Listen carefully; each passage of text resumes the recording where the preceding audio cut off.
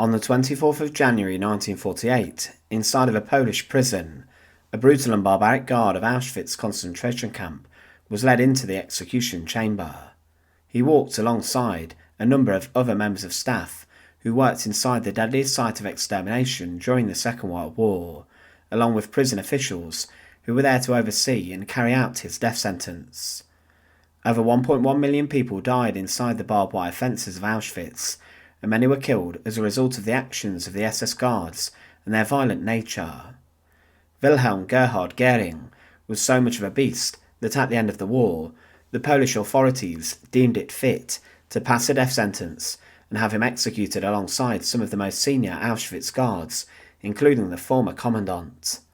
But what did he do that was so horrific, and what was his role inside the deadliest concentration camp of the Second World War? Welcome to The Untold Past. To support our channel, please make sure to subscribe. Wilhelm Gerhard Gehring was born on the 14th of January 1901 inside of Osnabrück, and there was little in his early life that would indicate that one day he would become a man responsible for mass murder and slaughter on an industrial scale. He worked as a locksmith inside his hometown for a number of years, but following the troubles of the 1920s in Germany, the Nazi Party began to rise to prominence. Before Hitler became the Chancellor, there was a growing support for the Nazis, but in January 1933, Wilhelm Gehring officially joined the Nazi Party and became a fully paid-up member of it. He then the following year, in October 1934, joined the SS. At this time, the group was still a rather small one, and Heinrich Himmler would transform them to become one of the most feared paramilitary groups in history, and they would become the men and women who served as the guards of the concentration camps. Wilhelm Gehring got involved early on in the concentration camp system, and he served at some of the earliest places, including Iranian Borg and Wewelsburg, where Himmler had purchased a castle, which he planned to use as a ritualistic headquarters, almost like a Camelot for the SS. The concentration camp of Iranian Borg, where he worked, opened in March 1933, and it closed in 1935, but around 3,000 prisoners found themselves locked up inside the barbed wire fences there. Most of the inmates held at Iranian Borg were political prisoners and opponents of the Nazis, such as communists, and they were treated roughly by some of the guard staff. They were forced to conduct hard labour, but after serving inside other sites, in January 1942, Wilhelm Gerhard Gehring was summoned to go and work inside of Auschwitz. Auschwitz, when it opened, was the brainchild of Rudolf Höss, the commandant of the camp, and a close friend of Heinrich Himmler. Höss wanted to create the most efficient site of slaughter inside the Third Reich, and he managed to sickeningly achieve this. At the end of the war, Höss was proud and brazenly bragged about the crimes he had committed inside the camp, and he later, before his own execution, even apologised for what he did. As thousands of prisoners were sent to Auschwitz, the camp grew to a huge extent, and there were many more guards who were needed to overlook the camp and oversee the prisoners, and with this guards such as Gehring arrived at the camp. It wasn't just men, as some female guards or Aufseherinnen were summoned to work inside Auschwitz's barbed wire fences, and many of the guards became notorious for their actions inside the camp. Specifically inside of Auschwitz, Gehring worked as the head of the prisoner commando and also as a block supervisor, but he was also someone who worked inside of the terrifying torture block of Block 11. This was a brick-built building found within the confines of Auschwitz I, the main administrative complex of the camp, and found next to this building was also the death wall. This was the firing range where many prisoners and victims were led up to, the concrete structure where they were then shot by a sole SS executioner or a gathered firing squad. But inside Block 11, there were many different torture rooms which were used to host interrogations.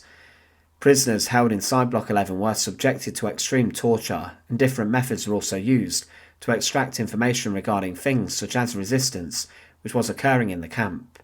Some of the lesser tortures that occurred here were medieval inspired, such as the manacles, and torturers could go further, ripping out fingernails and smashing prisoners with different objects.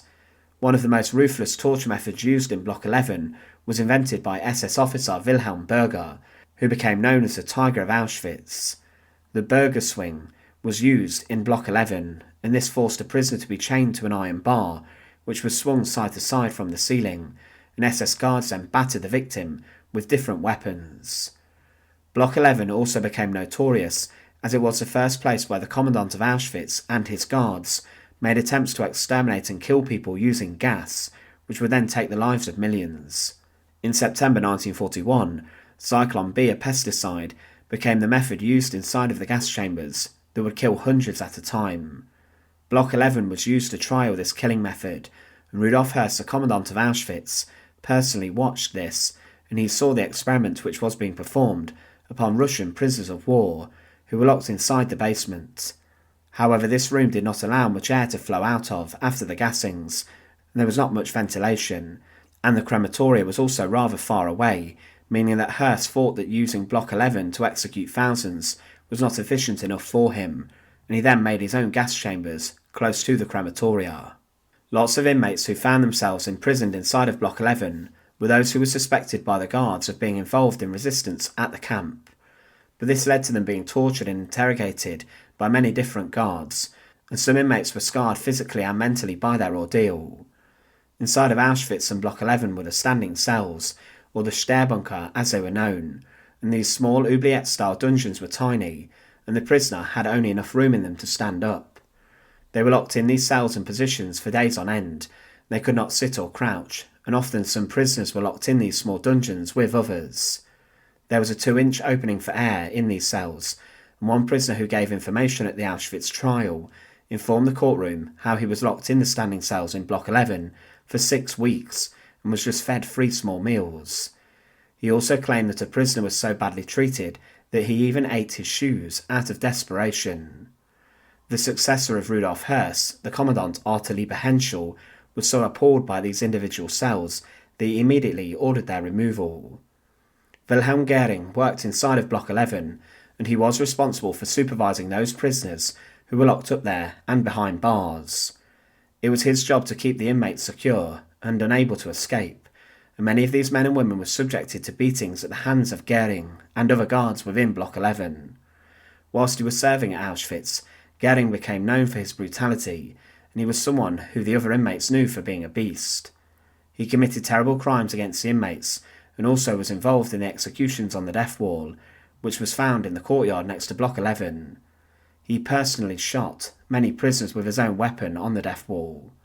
A former prisoner of Auschwitz later testified about his actions and said, "Wilhelm Gerhard Gehring, whom I also knew by name, served as a commandant of the lockup in Block 11 and carried out flogging sentences passed by Lagerführer or even by Berlin. He acted in this capacity until the middle of 1942, that is, until my release from the camp. Gehring arrived in Auschwitz from Sachsenhausen, where it's believed he was extremely cruel. I conceived of him a typical Prussian who is ready to carry out every order which he is given. He would even kill his brother if ordered to do so. He had moments of good-naturedness, and that is why we called him a grandpa, but he would fly into fits of rage and everyone was scared of him." Following serving inside of Auschwitz, Gehring was then moved to work as a commandant and the head of the Eintrachtshütte subcamp. This was a site in Poland where the treatment of inmates was also brutal. Prisoners were forced to live in 2-room barracks, and they had straw blankets, and they were also starved and given hardly any food. Gehring was also known here for beating his inmates, and also setting ruthless examples of how other SS guards should treat the prisoners. But at the end of the Second World War, Wilhelm Gerhard Gehring was captured by the Allies, and was then passed over to the Polish to stand trial for the crimes he had committed within Auschwitz.